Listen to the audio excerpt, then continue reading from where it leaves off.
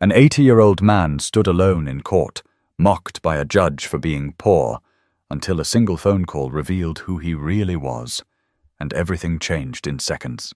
Leonard McAllister had never missed a mortgage payment in his life. Not in 50 years of living in that same weather-worn house on Elm Street in Macon, Georgia. The windows had aged, the floors had shifted, but the man himself remained solid. Even now, at 80 years old, Leonard still swept the sidewalk every morning and watered the same patchy grass, more out of habit than hope. That morning, he sat at his small kitchen table, the same one he'd built back in '72, with a bowl of lukewarm oatmeal and a letter in his hand. His eyes lingered on the bold black ink of the court summons. City of Macon. Code violation. Apparently someone had reported the broken porch rail. The same rail his son had promised to fix before he passed. The same rail Leonard had tried to patch with scrap wood and metal brackets. It wasn't pretty, but it held. He folded the letter slowly and set it beside his bowl. His hands were shaking, but not from fear, just age. Still, something about having to appear in court, at his age, over something so small, it struck deep. Like a judgment passed not just on his porch, but on the life he'd managed to hold together long after the world seemed to stop looking. Across the table, his neighbor's grandson, Darnell, a high school junior who sometimes helped with groceries, said, "You gonna be okay, Mr. Mack?" Leonard gave a small, tired smile. "I've been to court before, son. Last time was 1971. Fought a tax mistake. Won, too. Got the paperwork framed if you want to see." Darnell chuckled, but his face fell when he realized Leonard wasn't joking. "They really dragging you in over a porch?" Leonard nodded. "Apparently I'm a menace to public safety now." There was a long pause. Then Leonard stood up, slow and stiff, and walked to his bedroom. From the back of the closet, he pulled out the one suit he still owned, a grey one with slight shine at the elbows, pressed flat and sealed in a plastic bag. He laid it on the bed, studying it like an old friend who hadn't visited in years. His reflection in the mirror caught him off guard. Thinner, paler, but those same sharp eyes. The ones that used to read train schedules down to the second. The ones his late wife, Dorothy, said could see straight through a man. By the time the morning sun cut through the blinds, Leonard was dressed, cane in hand, waiting for the city shuttle to the courthouse. He didn't complain, didn't ask for help. If dignity had a face, it was his. On the way there, he sat silently among strangers, young mothers with fussy kids, a man smelling of whiskey. No one looked at him, just another old man with a problem the system didn't care about. Outside the courthouse, he hesitated. It wasn't fear. It was that same feeling you get when you know you're walking into something not made for you. He gripped his cane tighter and stepped through the door. The security guard waved him through without a glance. Inside, the air was cold and the walls beige. The courtroom itself felt heavy, even before anyone spoke. People sat scattered in the pew-like benches, waiting for their names to be called. Leonard found a seat in the back, each step echoing like it didn't belong. He sat quietly and watched. Young men with nervous energy. Mothers explaining fines. The judge snapping, cutting people off. Leonard didn't know Judge Whitlock personally, but he'd heard the name, knew the stories. A man who believed respect was earned with wealth, and that mercy was weakness. Leonard lowered his eyes and waited. But when his name was called, the room would shift, and nothing would feel quite the same again. "Leonard McAllister!" the bailiff called out, loud and sharp, like he was announcing someone on trial for a serious crime. Leonard stood, slow and steady, gripping his cane with one hand and the bench with the other. He moved down the aisle, his shoes making soft taps against the tile floor. A few heads turned, mostly out of curiosity. An old man in a suit that had seen better decades didn't show up in that courtroom every day. Judge Preston Whitlock didn't even look up at first. He was busy flipping through a stack of papers on his bench, eyes skimming like he was already bored. "Code violation," the clerk muttered beside him. Whitlock finally raised his head and studied Leonard for a beat longer than necessary. His eyes swept over the suit, the cane, the thin frame. Then he leaned back, adjusted his robe, and smirked. "Well, Mr. McAllister," he said, dragging out the name like it tasted funny in his mouth. "It says here your porch rail is broken. Been that way for, 6 months?" Leonard didn't respond right away. He wasn't used to talking unless he had something to say. When he finally did speak, his voice was low but firm. "I tried to fix it myself. It held for a while. I was going to get someone to reinforce it. My son, he was supposed to—" "Let me stop you right there," Whitlock cut in, waving a hand. "I don't need the backstory. This is about city code, safety, not sentiment." Leonard pressed his lips together. In his day, men listened when other men spoke. But this was a new kind of world. The judge glanced back at the paperwork. "Failure to comply. No repair permit. No inspection. No payment. You've been given 3 notices." "I didn't ignore them," Leonard said quietly. "I called the number on the last one. They said I'd need to pay over $400 just to get the inspection scheduled. That's half my check." Whitlock chuckled dryly. "Sir, with all due respect, we all have bills. That's life. Doesn't give anyone the right to skip the law." Leonard looked around the room. Nobody met his eyes. The judge leaned forward, elbows on the desk now, like he was settling in. "Let me guess. You want the fine waived? You want the city to fix it for you, too?" "No," Leonard answered, "just asking for time. I don't want anything I didn't work for."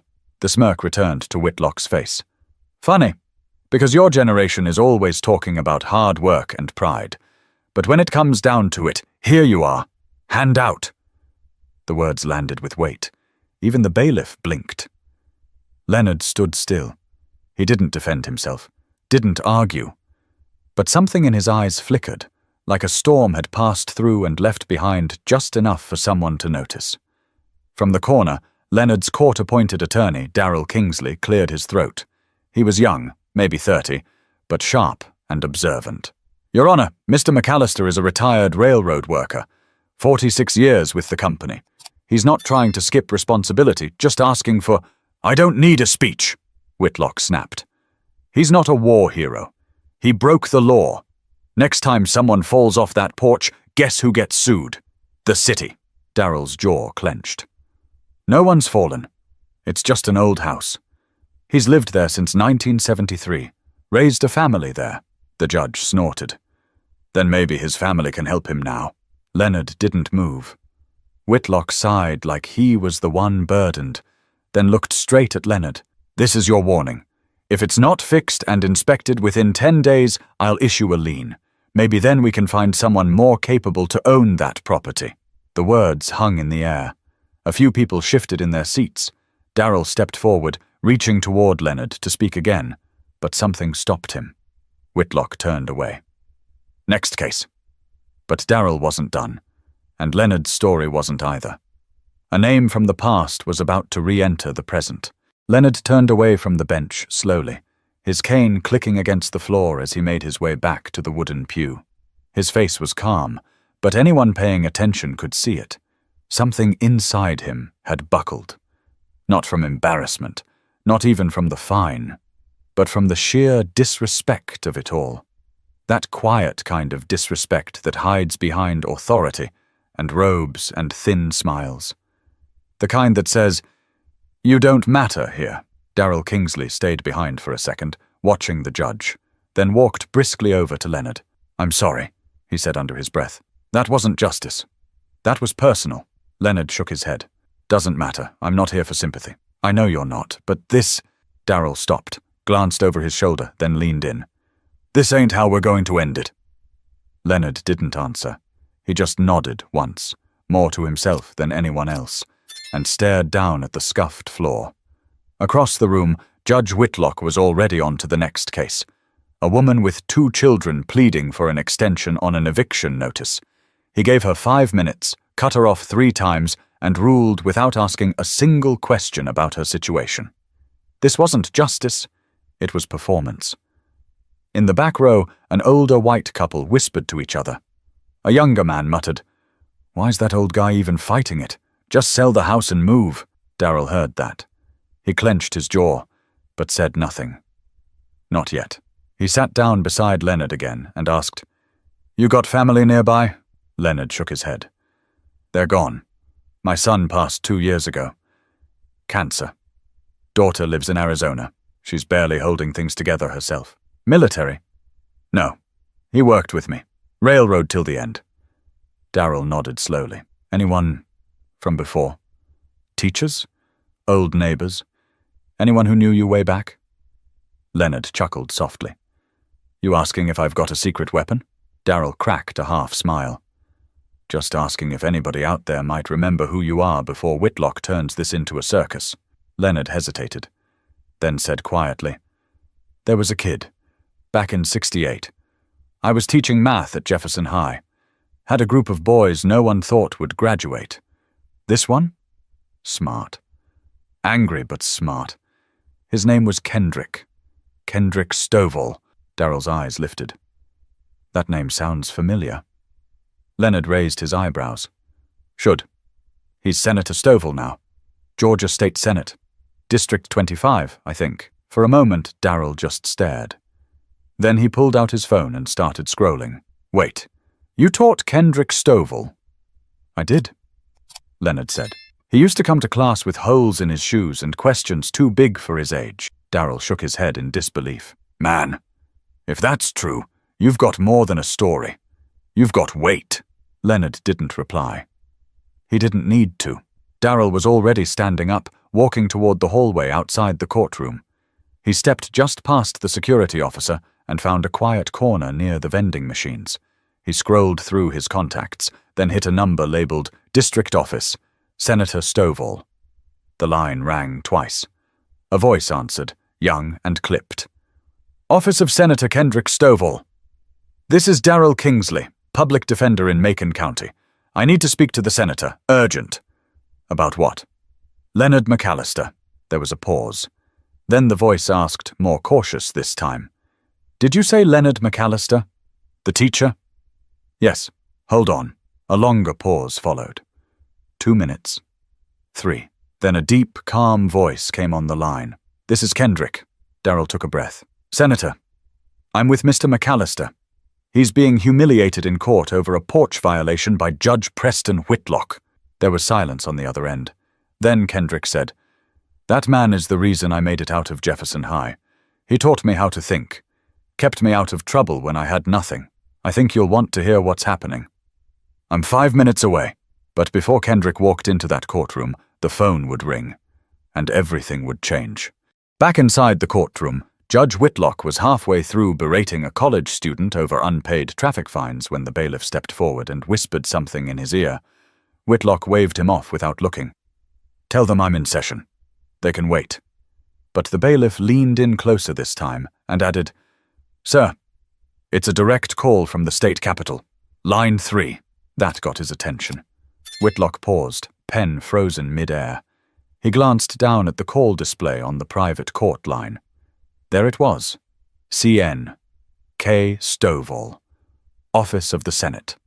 He cleared his throat, then looked out at the courtroom. 10-minute recess, he muttered, nearly inaudible, before standing and disappearing into his chambers without further explanation. Leonard looked up as the judge walked off. Darryl returned to the bench, breathing harder than before. "He's calling him now," he whispered, just loud enough for Leonard to hear. Leonard didn't answer. His eyes were locked on the judge's chamber door, but there was no anger in them, just tired patience. Behind that door, Whitlock sat down, picked up the phone, and tried to sound composed. "This is Judge Whitlock." "Judge," Kendrick said without introduction, "I understand you have a Mr. Leonard McAllister in your courtroom today." "I do. It's a minor city code matter. A porch violation, nothing serious. Routine." "Then why did you try to humiliate him?" Kendrick asked flatly. Whitlock straightened in his chair. "Excuse me?" "I know who Leonard is. He was my teacher. He stayed after school every day to help me pass algebra. He walked me home when my mother was in the hospital.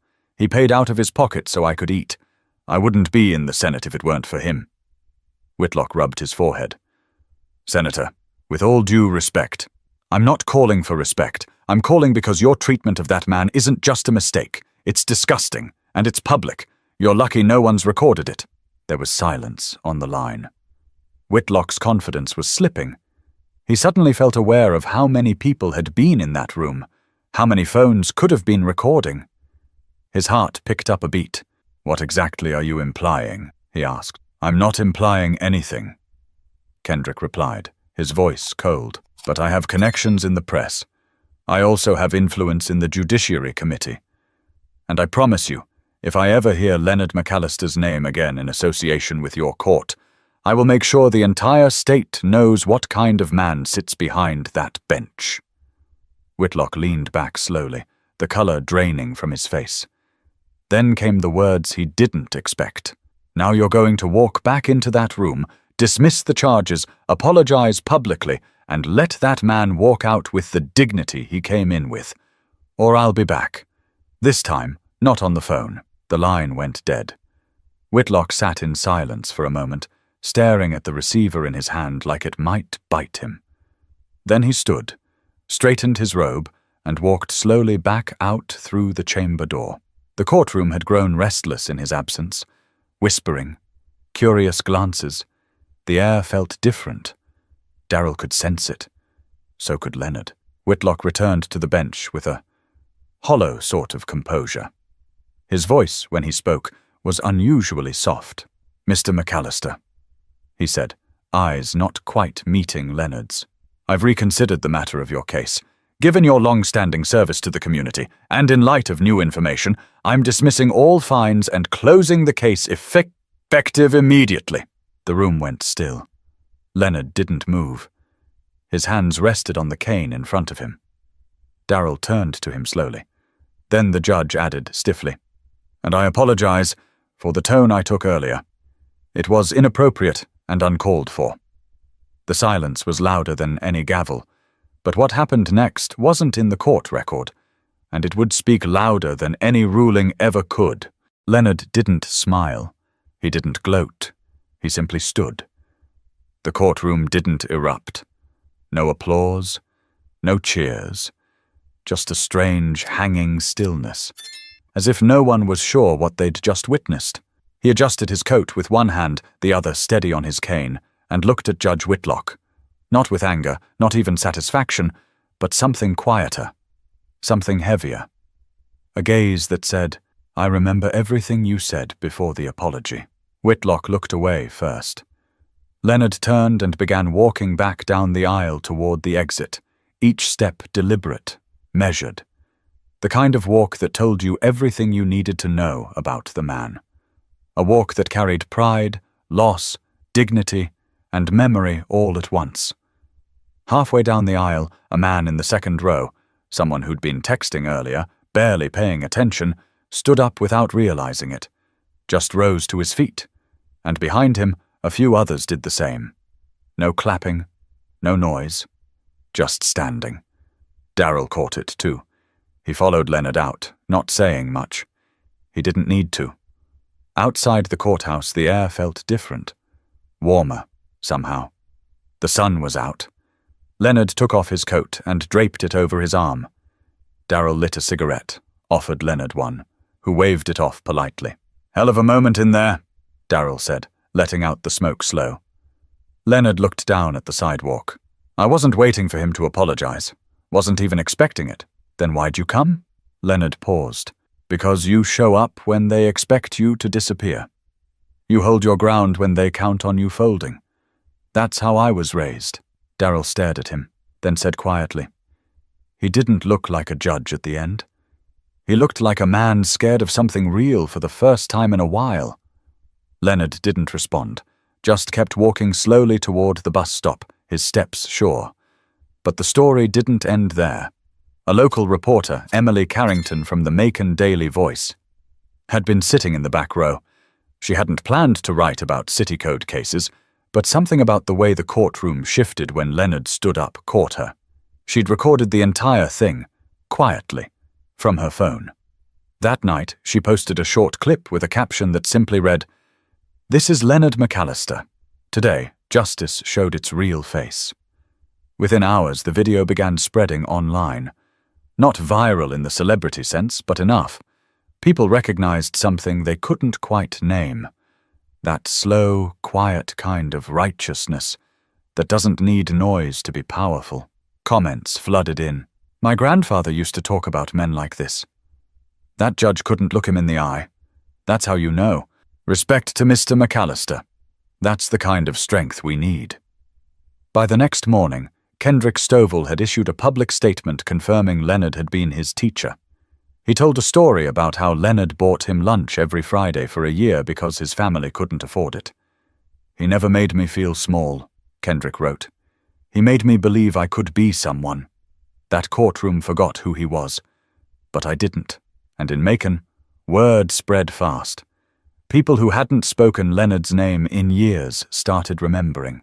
An old classmate, a former neighbor, a nurse who recalled Leonard donating his railroad pension to help rebuild a burned-down church in the 80s. They all remembered now. But the most powerful moment came days later, on Leonard's own front porch, where the real change showed up in silence and work gloves. 3 days after the courtroom incident, Leonard McAllister was sitting on his front steps with a mug of black coffee, the same way he had every morning since 1973. The porch rail was still crooked, still holding on by 2 mismatched brackets and a bent nail. The wood was splintered in one spot, chipped paint curling from years of sun and rain. He wasn't thinking about the judge or the courtroom. He wasn't thinking about Kendrick Stovall or the video that had started making the rounds. He was just enjoying the sun on his face, the quiet of his street, and the slow rhythm of a morning he could still call his own. That peace was interrupted by the sound of a pickup truck pulling up in front of his house. Then another. Then a third. Leonard leaned forward, shielding his eyes from the sun. From the first truck came a man in a white, hard hat, followed by 2 young men carrying toolboxes.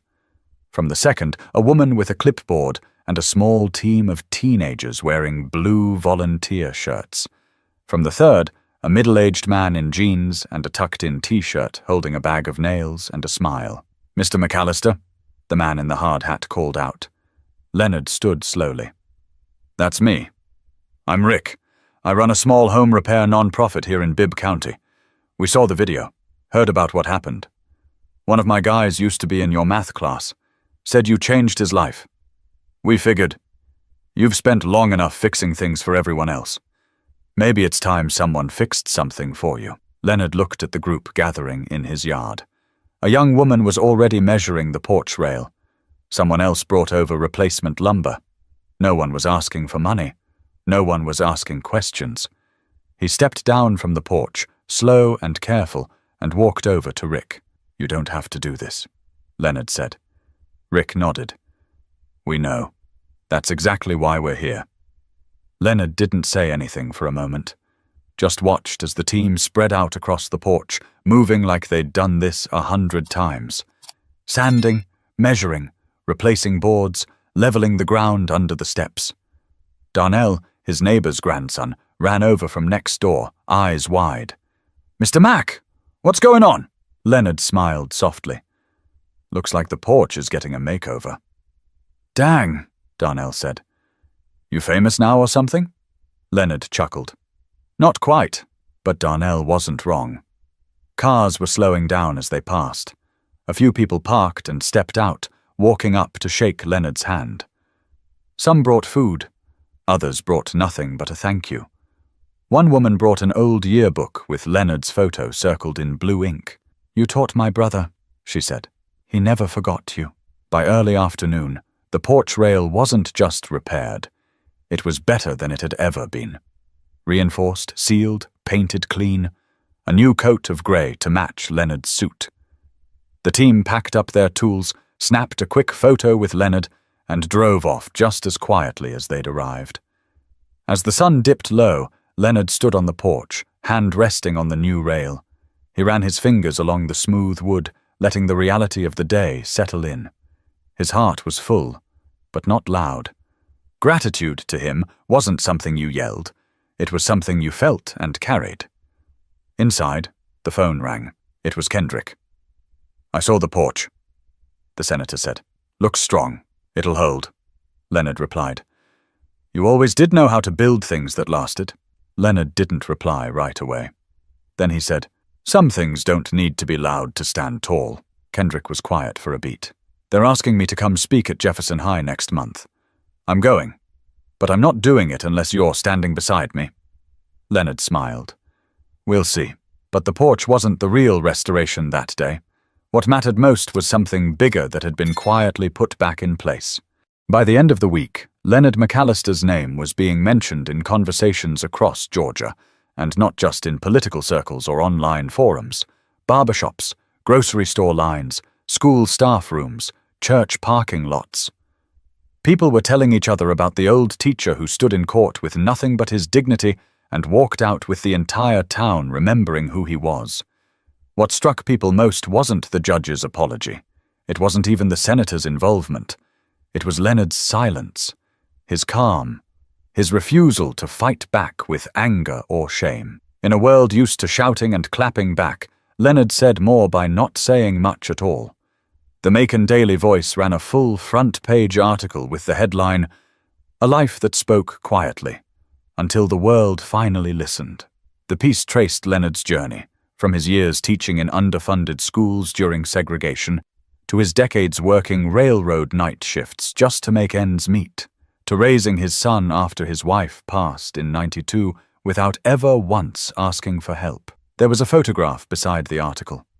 Leonard, sitting on his newly repaired porch, one hand resting on the rail, the other holding a coffee mug. His eyes weren't on the camera. He was just present. At Jefferson High School, students were shown the video in their U.S. history classes. The principal invited Leonard to speak, but he declined. Politely. Said he didn't need a microphone to feel heard anymore. But others spoke on his behalf. One former student posted, "Mr. McAllister didn't just teach us math. He taught us patience. He taught us to carry ourselves like someone was always watching, because character isn't about the moment you're in. It's about how you show up, even when nobody sees it." Kendrick Stovall honored Leonard again during a live interview on local television. "I see a lot of people in power trying to rewrite their legacies after making mistakes," Kendrick said. But Leonard McAllister didn't have to rewrite his. He just kept living it, and the world caught up. Meanwhile, Judge Whitlock faced quiet but growing scrutiny. Complaints that had once been ignored resurfaced. Old video clips, former defendants sharing similar stories of being belittled or mocked. The Judicial Review Board announced it would begin an internal review, not because of Kendrick's threat, but because people were finally listening. And Leonard? He didn't say much about any of it. He kept his routines. Watered the patchy lawn, read the local paper, said good morning to every neighbor who passed. He was the same man before and after all of it, which somehow made the story even more powerful. One Saturday morning, Darryl stopped by with a brown paper bag and 2 cups of coffee. They sat on the porch, watching a group of kids ride past on their bikes. "You ever think," Darryl said, "that maybe it took a courtroom to show people what a classroom never could?" Leonard tilted his head. "No," he replied. "I think the people who needed to learn finally did." They sat in silence for a while, the kind that didn't need filling. Then Leonard added, "Truth don't always raise its voice, but it don't back down either." As the sun pushed higher over the rooftops and the day settled in, neighbors passed by, offering waves, smiles, the occasional bag of groceries left at the front gate. And Leonard kept sitting on that new porch rail, not because he needed to, but because he'd earned it. Not with power, not with money, but with a life lived so quietly right, it made the world speak louder on his behalf. Because sometimes justice doesn't come in a roar. It comes in the soft, unshaken strength of a man who refuses to forget who he is. If this story moved you, don't just watch. Share it. Remember Leonard's name. And if you've ever felt small in front of someone powerful, let this be your reminder. Real strength doesn't shout. It stands.